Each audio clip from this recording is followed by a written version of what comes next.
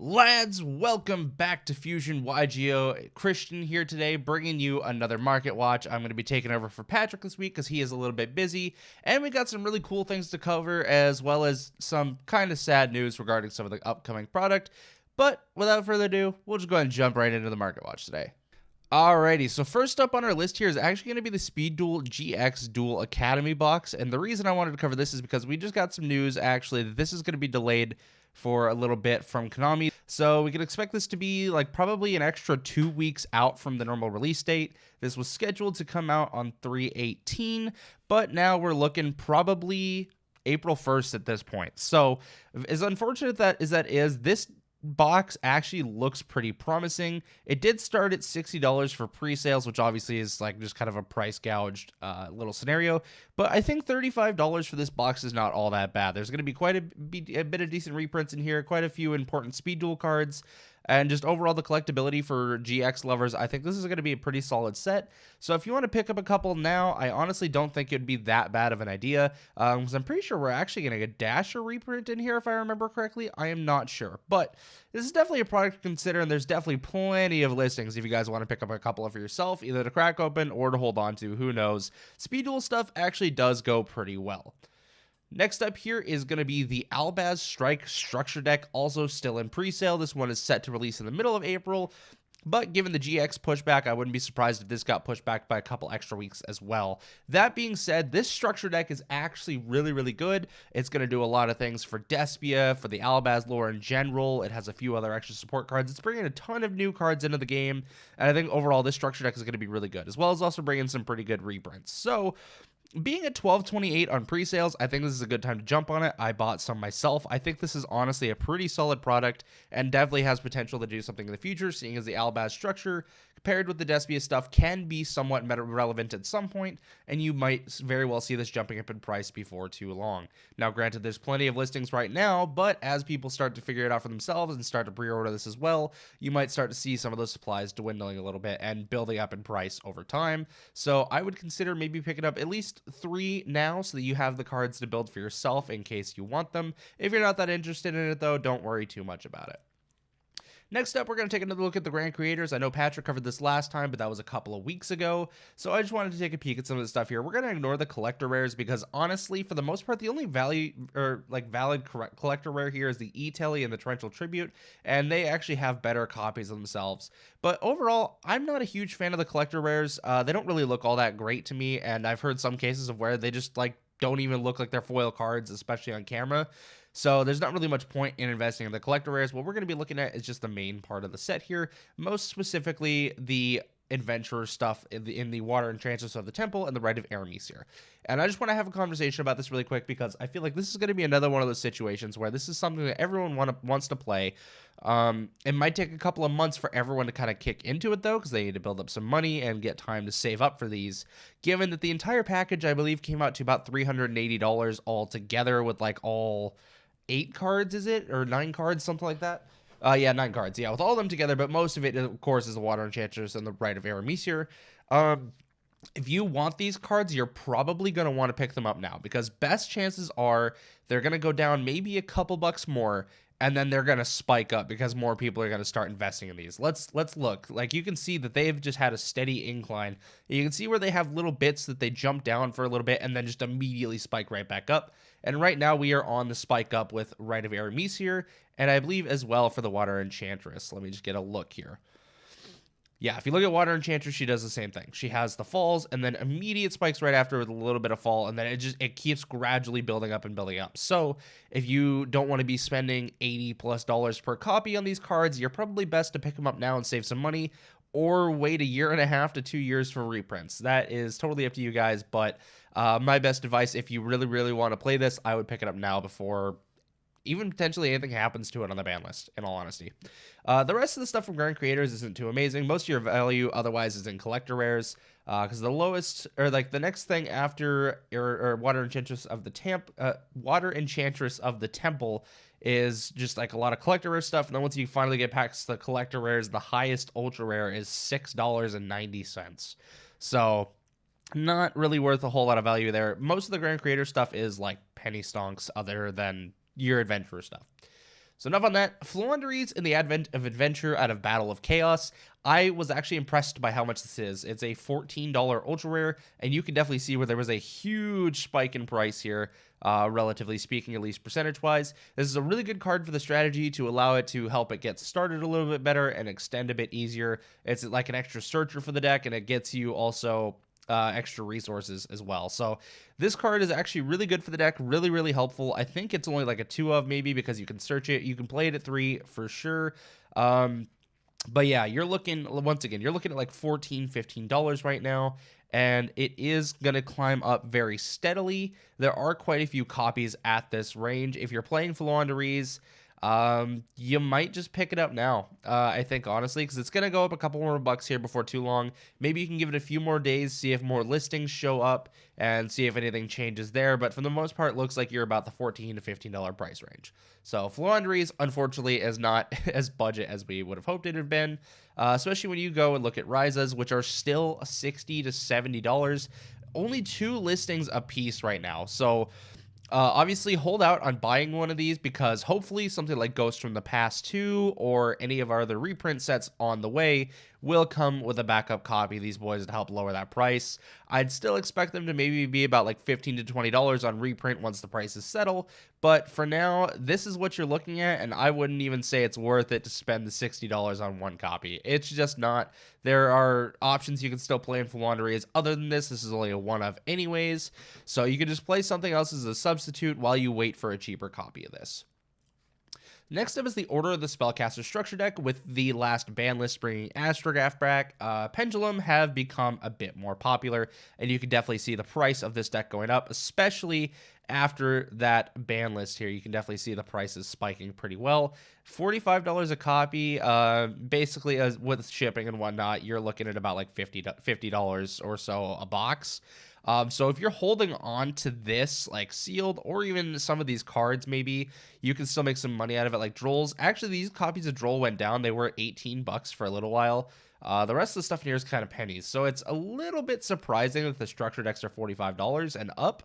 But I guess it does kind of make sense because it's very rare that you're going to find these sealed anymore. So once again, if you're holding on to any of these, now might be a time to almost start offloading them because there's only 6 listings left. So that while there is a few copies, you can see like, you know, that's what, 18, 19 boxes on just the 5 listings alone.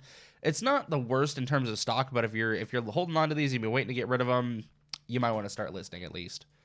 All right, next up is Access Code Talker, everybody's favorite boy in the meta right now. You can find this in so many extra decks. I'm actually surprised to see the gold rare is still at $50. I picked mine up when it was $40, and I'm very happy for that because I had a feeling it was going to go back up. And, I mean, $50 for an Access Code Talker is fairly affordable. You can just swap it between decks when you need to. And it's just a good option in the meta. I mean, there's obviously other things you can play with. You don't always have to run Access Code Talker. It's just one of the best options in the game right now. But of course, if you look at the original print, it's still $110. This is just that original first edition secret rare value. This is going to be hard to get rid of. Basically, this value is only going to come down with like a 3rd or 4th printing. And even then, not so much. The original secret is still going to hold a ton of value, and it's not really something you can just like easily erase. So if you got any of these, maybe consider selling it and picking up the gold rare. I know some people don't like the gold, and that's part of why its price is so much lower. But at the same time, a card's a card. If you can play it, you can play it. And if you can use that extra 50 to 60 bucks for, you know, whatever else. You don't have to. Yeah, you don't really. If you don't need this, then I'd get rid of it and just pick up one of these if you just need to play the access code and you're not too picky about appearance.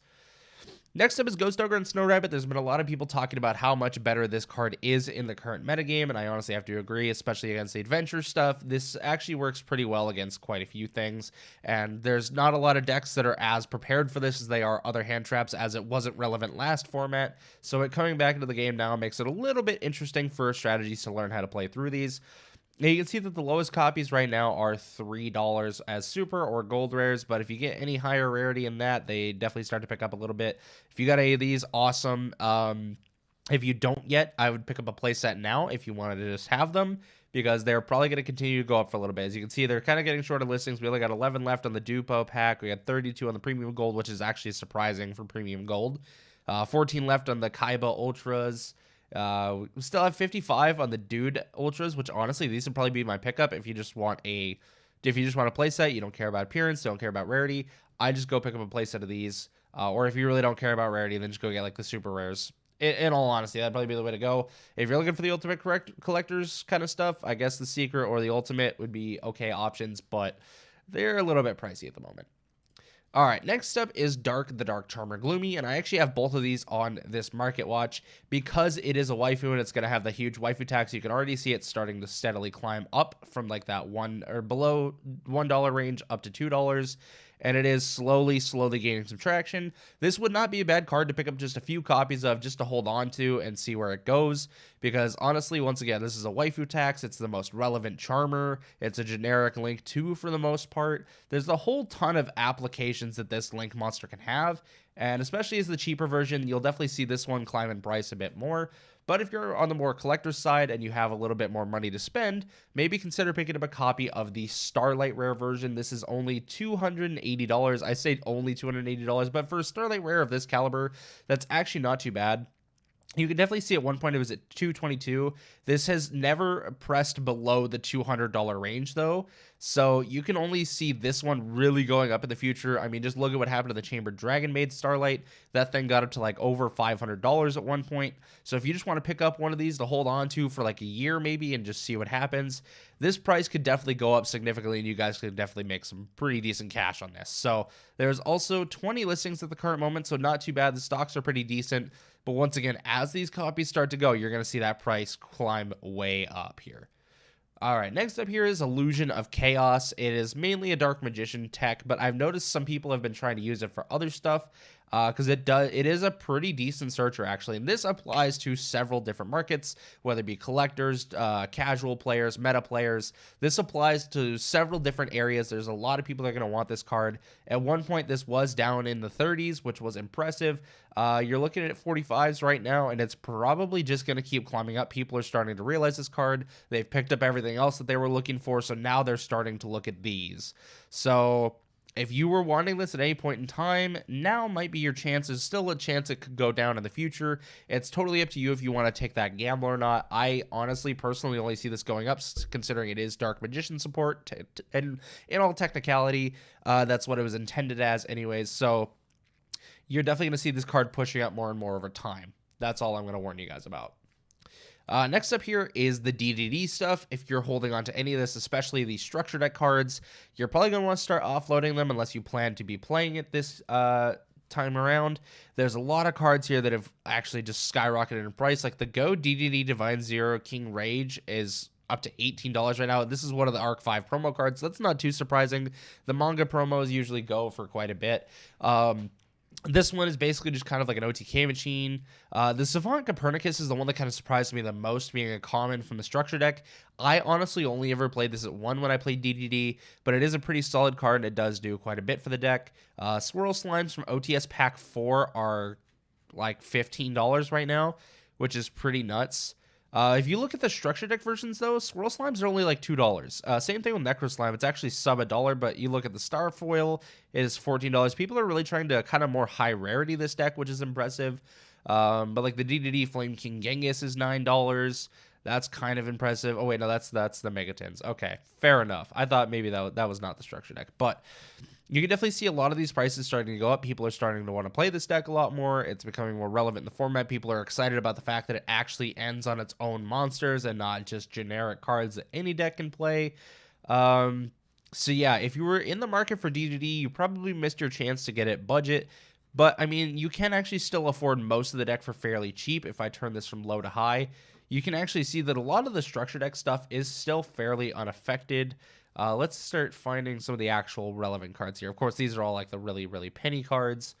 But you look at like Oblivion King Abyss Ragnarok as just a rare from Dimension of Chaos is only 8 cents. The common from the structure deck is only 15 to 40. That's not too bad. Most of your structure deck cards are actually still fairly cheap. And of course, the new support like DD Griffin and the Field Spell are still good. Unfortunately, the Machina X is up to like $5 now, but you only really need to play 1 copy of those, maybe 2. So for the most part, this deck can still be fairly affordable outside of things like a Halka Fibrax or a Baron de Fleur or any other special options you want to throw to the extra deck. But if you just want to play like a pure DDD, pure extra, pure main, everything like that, it can actually be pretty affordable for the most part, with a couple of exceptions. Once again, like the Savant Copernicus. So I actually am not sure what the structure deck itself is looking like. Let's go look that up really quick. All right, so the structure deck itself is actually like the $32 to $40 range here. There's not many. There's only 8 listings left of this, and they're dwindling pretty fast. Okay, so there's a little barrier here of 26 copies at $40. But you're really not going to want to be spending that per box to pick up your deck. It's better, much better in this case, to just get the singles. So, but if you are holding on to any of these for some reason, maybe it's a good time to offload them. All right, next up here, I just want to take a peek at Sword Soul. The last ban list kind of murdered this deck pretty hard, and as a result, it's actually fairly affordable now. Your most expensive card still being the Mo Yi, but at $21.50 a copy. So basically, you're paying 60 cents for that. You're probably paying about a total of like $100 to completely flesh out this deck at this point. If you just want to play like the 10E stuff, if you already have like your hand traps and other staples, you can just fill in the deck with that. And basically, you'd only have to spend about $100 to actually completely build this deck and have it be almost full power. Obviously, you don't have Protos anymore, but I think that's a good thing for the game. This is a much more balanced deck now. It's definitely a bit more capable of just playing itself, and it has more of a grind game, I think, at this point, which is really the good thing about Sword Soul, is it just requires so little to get off the ground, and then once it does get off the ground, it can just, it's a good mid-range deck. So if you're looking at picking up Sword Soul at any point in time, this is honestly a pretty good point with how bad the last ban list hit this. All right, next up here, I just wanted to peek at some Maximum Gold stuff here because Maximum Gold is just really good. You can definitely see the first rendition of Maximum Gold still sitting pretty well. Your Ashes are still like that $27, $28 range. Most of the cards are actually holding fairly good monetary value. Your Blue Eyes are kind of down about the $10 to $15, but your Apoloses are starting to go up a little bit. Nibiru's are starting to go back up a little bit. Of course, the Drolls, Imperms, you know, even like El Dorado. Actually, if you want to play Verte, this is a really good time to do that as well, because Verte is now down to $10. Extrav, for those people that can't afford Prosperity, this is a good option. Only $10 per copy. That's much more budget than before. These sets offered a lot of good stuff in terms of reprint, and they're doing really good in year-long value. You can see a lot of the original Maximum Gold stuff starting to spike up more in value as quantities become lower and lower, and it becomes a little bit older. Whereas the El Dorado is still maintaining lower value on a lot of its cards, which is really good for players that want to pick up stuff now, or even just pick up El Dorado to hold on to later, because you can see here, El Dorado is still sitting at $80 per display, but the original Maximum Gold is already up to $186, $190 range. So if you're looking to play the longer game, I mean, you can definitely pick up some displays now. Maximum Gold has been a pretty popular set thus far. I've even seen people that don't like gold rares that have appreciated the premium gold rare and have found it much more reliable, not necessarily reliable, but much more appealing than the original gold rares. So Maximum Gold overall did a pretty good job as a set and has a ton of value to give us all in the future. And of course, if you want stuff like your Apollosa alt arts, man, totally worth it. I mean, of course, once again, $15, $16, but you only need one of these, and they're gorgeous. I love the alt art. All right, and last up today, well, this was just El Dorado here, so this is more Maximum Gold talk. But yeah, I just want to talk specifically about some of the El Dorado stuff, like your Eldritches. Like, Eldritch cores are actually really, really cheap now. You can build them super budget, as well as your Invoked cores, since Invocation went way down in price. Gammas are even more affordable now, not by much, but enough. Your Rescue Cats, if you still feel like playing some sort of Tri-Brigade build, that's still there. Basically, if you want anything from El Dorado, you're probably going to want to start picking it up now, because we're on the down spike, and before too long, this is going to start hiking up a little bit over time and start picking up more and more in value. I definitely consider picking up things like the alternate arts, like your Black Rose, your Red Eyes Darkness Metal. That's maybe not the Red Eyes Darkness Metal, but most of your alternate arts that are in here, like your IP Masquerena, your Nightmare Unicorn, stuff that's exclusive to this set that probably won't see a normal alternate art reprint in another set anytime soon. So if you want any of those alternate arts, pick them up now, and they might go somewhere, especially like Nightmare Unicorns, only $2. And honestly, I think this art is much better than the original one. So you can definitely pick up a couple of copies of this for really, really cheap, and just hold on to. I mean, it's a nice budget kind of penny song. So Well, that's all I got for you guys today for today's Market Watch. I hope you found this enjoyable. And if you guys want to see some more information or if you want to stick up to date on Market Watches, be sure to subscribe down below and like the video to let us know that you enjoy these and that you're finding them helpful. And if you guys want to learn more about how to actually either make money playing this game or at least just be able to afford more expensive cardboard, go ahead and check up this video up here or in the end card at the end of the video. That's all I got for you guys today. Once again, thank you so much for joining. And remember, good fun. Have luck.